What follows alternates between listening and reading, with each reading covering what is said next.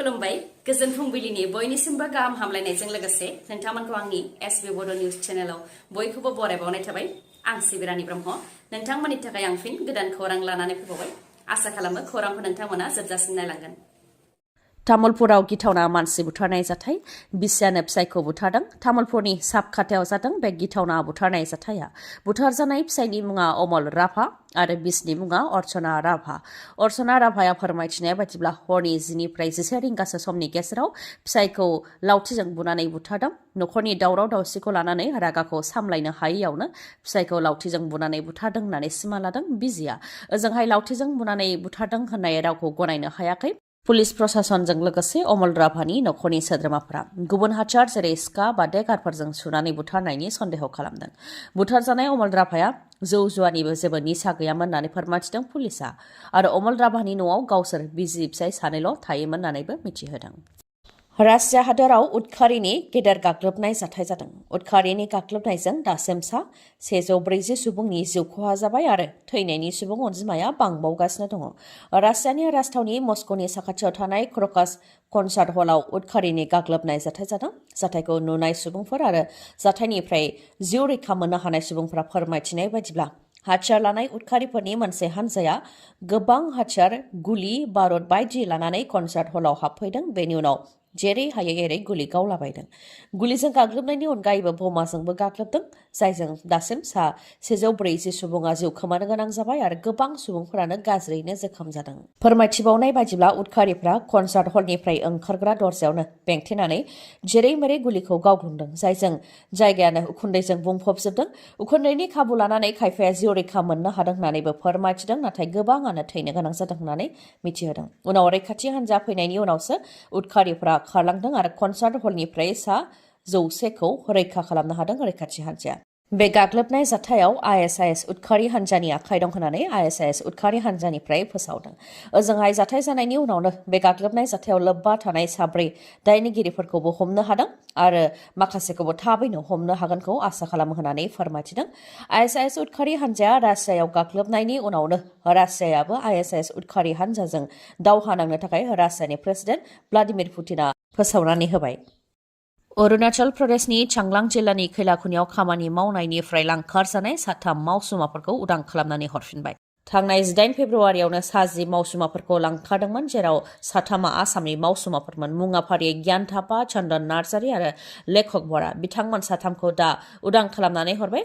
अरुणाचल प्रदेशनि सिमा चांलां जिल्ला लुंघी बस्तियाव बिथांमोनखौ एंगारनानै हरबाय।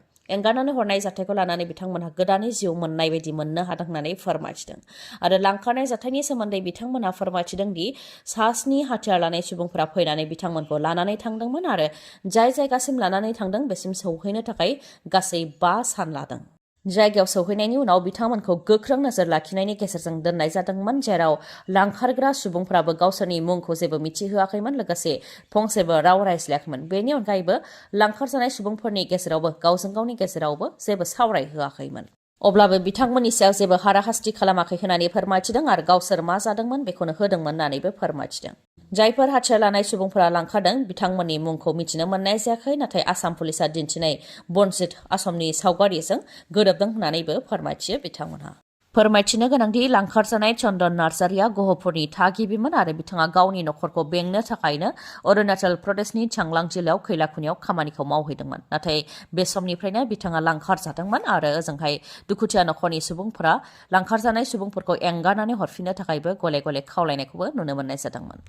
मिथिंगाखौ मोजां मोनग्रा आरो मिथिंगाखौ अनग्रा रायजो राजाफोरनि थाखाय मोनसे गोजोनथाव खौरां। काश्मीराव थानाय एसियानि बयनिख्रुइबो देरसिन गार्डेनखौ दावबायारिफोरनि थाखाय बेखेवनानै होबाय। काश्मीरनि श्रीनगराव थानाय इन्दिरा गान्धी मेम'रियेल टुलिप गार्डेनखौ बेखेवनानै होबाय, जेराव गुबुन गुबुन गाबनि 1.2 मिलियन टुलिप बिबार दङ। फारसेथिं हाजो आरो फारसेथिं बिलो थानायनि थाखायनो बे गार्डेनखौ जोबोद समायना नुनाय जायो।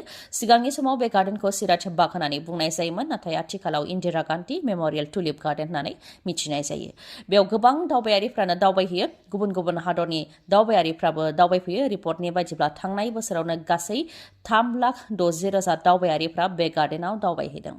दाल लेक आरो समायना जावेर वन हाजोनि गेजेरावनो बे पार्कखौ बानायनाय जादों, जाय पार्कखौ एसियानि मादावनो बयनिख्रुइबो देरसिन गार्डेन होननानै मिथिनाय जायो। दावबायारिफोरनि अनगायैबो गोबां सुबुंफोरानो बेयाव भिडिअ सेबखांनो बा शुटिं खालामनो थाखायबो थाङो। हिन्दी सावथुन मुलुगाबो बे पार्कआव गोबाङानो शुटिंखौ खालामबोदों। फैगौ 2025 मायथाइयाव आसाम सोरखारा एमेन्डमेन्ट लाबोयोब्ला बिटिआरनि गासै गंजि फरायसालिमाया प्रभिन्सियेलाइज जागोन होननानै फोरमायथिदों प्रमद बर' बिथाङा। बिटिआर गोरोबथानि गेजेरजों बिटिआरनि गंजि फरायसालिमाफोरखौ प्रभिन्सियेलाइज खालामनो थाखाय आसाम सोरखारनाव गभर्नमेन्ट एमेन्डमेन्ट बिल गैया होननानै आरटिआइ होनायनि उनाव मिथिनो मोननायनि उनावनो बिक्रम दैमारिया बेनि सायाव गोख्रों बिजाथाइ होदोंमोन। बेनि उनावनो बिटिआरनि गंजि फरायसालिमाया प्रभिन्सियेलाइज जामारदोंना जामाराखै बेखौ लानानै रायजो राजानि गेजेरावबो मोनसे सोंलु सोमजिदोंमोन। फारसेथिं बिटिआरनि गंजि फरायसालिमाफोरा प्रभिन्सियेलाइज जाबाय होननानै प्रमद बर' दैदेननाय सोरखारा फोसावदोंमोन। बेनि सायाव प्रमद बर' बिथाङा फिननाय होबावदों दि आसाम सोरखार आरो बिटिआर सोरखारा सावरायनानै गंजि फरायसालिमाफोरखौ प्रभिन्सियेलाइज खालामनाय जादों। काउन्सिलआ प्रभिन्सियेलाइज खालामनांगौ आरो एसअपिडि फान्डनि गेजेरजों सेलारिखौ होनो नांगौ होननानैबो काउन्सिलखौ अथराइज खालामदों होननानै फोरमायथिदों प्रमद बर'आ। लोगोसे बुंथिबावदों दि फैगौ 2025 मायथाइयाव आसाम सोरखारा एमेन्डमेन्ट लाबोयोबा बेफोर फरायसालिमाया प्रभिन्सियेलाइज जागोन आरो आद्रा थानाय फरायसालिमायाबो प्रभिन्सियेलाइज जागोन होननानै फिननायखौ होयो प्रमदआ। लोगोसे बिक्रम दैमारिनि सायाव गाग्लोबनानै बुंथियो दि फरायसालिमाया सोरखारि जानो नांगौ होननानै बिक्रम दैमारिया माब्लाबाबो सोमावसाराखै। जोंसो 15निफ्राय 20 बोसोर सोमावसारदों।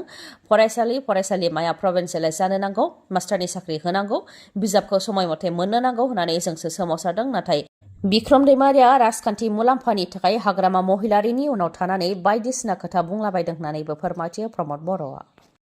चिरां जिल्लायाव थांनाय बावैसो सान सिगां बेखेवनाय आइपुवालि दैनि दालांखौ नायगिदिंहैदों बिपिएफ दोलोनि हान्जाया। फ्राय 1 किल'मिटारसो गोलावनि बे दालांखौ हाग्रामा महिलारिया 2018-19 मायथाइयावनो स्किमखौ लाबोनानै दालां लुनायखौ जागायजेनदोंमोन। हाग्रामा महिलारि, खाम्फा बरगयारी आरो चन्दन ब्रह्मनि नुजाथिनायावनो दालां लुनो थाखाय अन्थाइ खाम्फाखौ बेखेवनाय जादोंमोन होननानैबो फोरमायथिदों बिपिएफ दोलोनिफ्राय। आरो चिरां जिल्लानि थिकादार असिन्त नार्जारिया बे खामानिखौ मावनो थाखाय थिकाखौ मोन्दोंमोन होननानैबो फोरमायथिदों। आइ दैमानि सायाव दालां लुनानै होनायनि थाखाय रायजो राजाफ्रा दिनै खुसि आरो बेनि थाखाय हाग्रामा महिलारिखौ साबायखर बावनो नांगोन होननानैबो बुंथियो बिपिएफ दोलोनिफ्राय। लोगोसे सोरखाराव थानाय हिसाबै दालांखौ बेखेवनानै होनायनि थाखाय बिथांमोनखौबो साबायखर बावनो नांगोन होननानै बुंथियो बिपिएफ दोलोनिफ्राय। जि जायगायाव दालांनि गोनांथि दं बेफोराव रायजो राजानि जेंनाखौ नुनानै जाहाथे प्रमद बर' दैदेननाय सोरखाराबो रायजो राजाफोरनि थाखाय बेनिफ्राय लावसिन दालां लुनानै होयो, बेनि थाखायबो मिजिंथियो होननानै बुंथियो बिपिएफ दोलोनिफ्राय। आइपुवालि दालाङाव दावबायहैनायनि अनगायैबो चिरांनि सान्तिपुर प्राइमारियावबो बिपिएफनि हान्जाया दावबायहैदों। बर'फोरखौ होस्रांनाय, मन्दिर गिर्जाखौ सिफायनाय बेफोराव बिटिआर सोरखारनि आखाइ दं होननानैबो फोरमायथि होदों प्रमद बर' आरो उरखावगोरा ब्रह्म बिथांमोनहा 2023 मायथाइनि 12 जुनाव गुवाहाटियाव मिटिं जिरायदोंमोन, जेराव सोरखारनि हायाव थानायफोरखौ होस्रांनांगौ होननानै आसाम सोरखारनिफ्राय लिरनानै लानानै फैदोंमोन आरो बे लेखाया सार्कोल अफिससिम सौहैनायनि उनावनो होस्रांदों, जायजों बर'फ्रा आलाय सिलाय जानो गोनां जादों आरो बिथांमोननि मन्दिर गिर्जा बायदिखौबो सिफायनानै होदों होननानै फोरमायथिदों बिपिएफ दोलोनिफ्राय। क'क्राझार लकसभा बियाब आरो दरं उदालगुरि लकसभा बियाबनि थाखाय बिपिएफ दोलोआ बिजाथि फोसावनायनि उनाव बरपेटा लकसभा बियाबनि थाखायबो बिपिएफ दोलोआ बिजाथिखौ फोसावनानै होबाय। समेश उद्दिन मुंनि सुबुंखौ बिजाथि महरै सायख'बाय बिपिएफ दोलोआ। फोरमायथिनो गोनांदि बिपिएफ दोलोआ गासै 4 लकसभा बियाबाव बिसायख'थि गेलेगोन होननानै फोरमायथिदों। क'क्राझार, दरं उदालगुरिनि अनगायैबो बरपेटा, सनितपुर आरो गुवाहाटि लकसभा बियाबाव बिसायख'थिखौ गेलेगोन होननानै फोरमायथिदों बिपिएफ दोलोनिफ्राय। फैगौ 26 मार्चसिमाव आसामनि दाब दाब जायगायाव गोबां अखा हानायजों लोगोसे खोरोमनाय आरो मोफ्लामनाय जानो हागौ। बोथोर बिगियाना माखासे जायगाफ्राव गोमो गाबनि सांग्रांथि फोसावदों। बोथोर बिगियाना फोसावनायनि बायदिब्ला धुबुरी, साउथ सालमारा, मानकाचार बेफोराव 25 आरो 26 मार्चआव गोबां अखा हानायजों लोगोसे खोरोमनाय आरो मोफ्लामनाय जानो हागौ। क'क्राझारावबो 25 मार्चआव गोबां खोरोमनायजों लोगोसे मोफ्लामनाय आरो गोबां अखा हानो हागौ। चिरां जिल्लायावबो 25 आरो 26 मार्चआव गोमो गाबनि सांग्रांथि फोसावदों। गोबां अखा हानायजों लोगोसे खोरोमनाय आरो मोफ्लामनाय जानो हागौ। बाक्सा जिल्लायावबो 25 आरो 26 मार्चआव गोमो गाबनि सांग्रांथि होदों। बरपेटा जिल्लायावबो 25 मार्चआव गोमो गाबनि सांग्रांथि फोसावदों। उदालगुरियाव 26 मार्चआव गोमो गाबनि सांग्रांथि फोसावदों।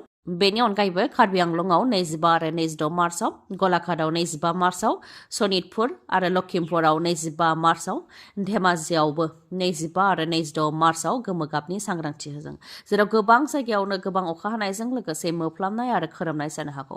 फोरमायथिनो गोनांदि बेफोर जिल्लानि अनगायैबो माखासे जिल्लाफ्रावबो सांग्रांथि होदों बोथोर बिगियाननिफ्राय। गिख्रंथाव लामानि जाब्रबथायाव 7 सुबुंनि जिउ खहा आरो 7 सुबुङा जोखोम जादों। बास आरो ट्राकनि गेजेराव गोख्रोङै सौग्रावलायनायाव 7 सुबुङा जिउ खोमानो गोनां जादों। 7नि मादाव 3 उन्दै गथ'साफोर, बैसोआ 6 दाननिफ्राय 6 बोसोर बैसोनि गेजेराव। झारखान्डनि लाहारदागायाव जादों बे जाब्रबथाया। खुदु ओनसोलनि ताति गामियाव जानो मोन्दों। रांचीआव हाबानि प्रग्रामाव थांनानै न'फारसे फैफिनबाय थानाय समावनो बास आरो ट्राकनि गेजेराव गोख्रोङै सौग्रावलायनाय जाथाय जादों, जायजों 7 जिउ खोमानो गोनां जादों आरो 7 जोखोम जानो गोनां जादों। क'क्राझार CITआ नोंथांमोनखौ एन्ट्रेन्स एग्जामनि थाखाय हांख्रायहरदों।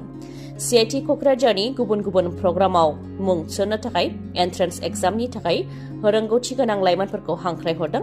एन्ट्रेन्स एग्जामनि थाखाय अनलाइन एप्लिकेसन होनाया थांनाय 4 मार्चनिफ्राय जागायजेनबाय आरो 31 मे 2024 सिम थागोन। CIT क'क्राझारनि गुबुन गुबुन प्रग्राम बा कर्स जेरै diploma, BTech, BDes, MTech, MDes आरो PhD आव मुं थिसन्नो थाखायनो सेन्ट्रेल इन्स्टिट्युट अफ टेक्न'लजि क'क्राझारआ एन्ट्रेन्स आनजाद खुंनो आखायाव लादों।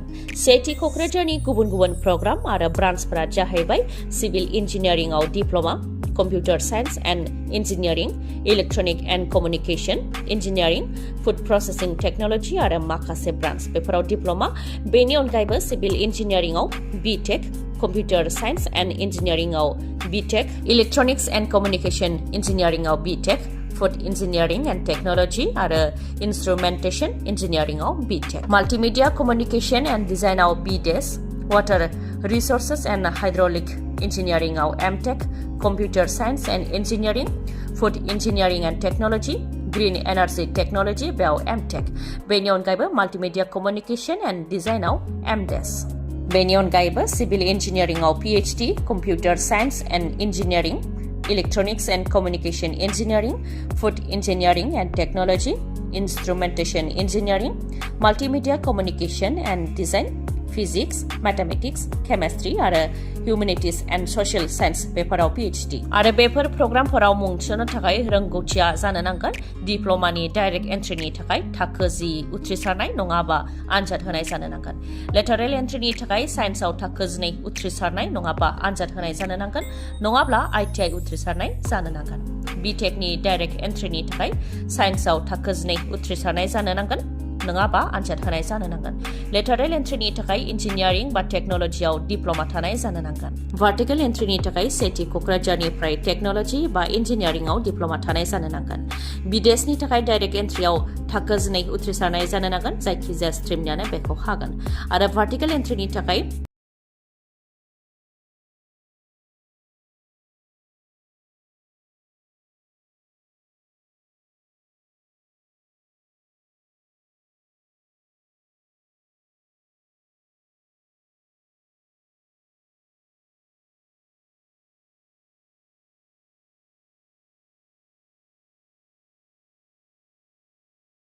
दिनैनि खौराङा एसेनोसै। खौरांखौ जोबजासिम नायनायनि थाखाय गोजोन्थों। नोंथाङा आंनि चेनेलाव गोदानबा सानफ्रामबो फुंनि समाव खौरां मोननो थाखाय चेनेलखौ साबस्क्राइब खालाम आरो बेल आइकनखौबो क्लिक खालाम। लोगोसे खौरांखौ मोजां मोनदोंबा लाइक, कमेन्ट आरो शेयार खालामनो दाबाव। गोजोन्थों।